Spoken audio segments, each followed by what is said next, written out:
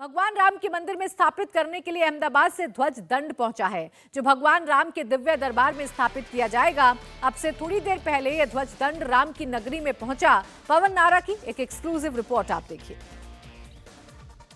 श्री रामलला की नए मंदिर में प्राण प्रतिष्ठा के कुछ दिन बचे हैं और तैयारियों को अंतिम रूप दिया जा रहा है।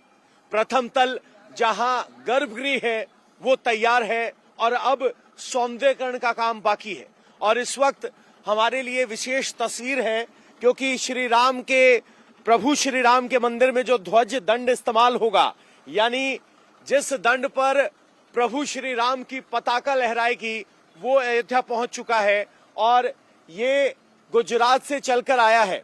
और अगर आप इसको देखेंगे तो इस तरीके से पीतल से बना है और 4600 किलोग्राम का ये ध्वज दंड है। आपको बता दें, प्रभु श्री राम के मंदिर में 3 शिखर हैं, तो ये सबसे ऊपर वाला हिस्सा होगा और ये उसका बेस होगा। 3 शिखर हैं, इसलिए 3 ध्वज दंड यहां आए हैं जो अलग अलग शिखर पर लगेंगे।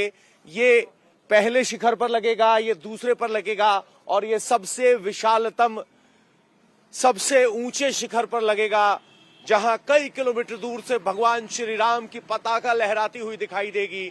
और मंदिर विशाल है, ऊंचा है, इसीलिए ध्वज दंड को भी अतिरिक्त मजबूत बनाया गया है क्योंकि ये ध्वजा शिखर में होगी, जोर ज्यादा लगेगा। ध्वजा के लहराएंगे तो हवा जोर लगाएगी, लेकिन ये इतना मजबूत और इतना विशाल बनाया गया है कि ये निर्विघ्न हिंदू धर्म की पताका को लहराता रहेगा।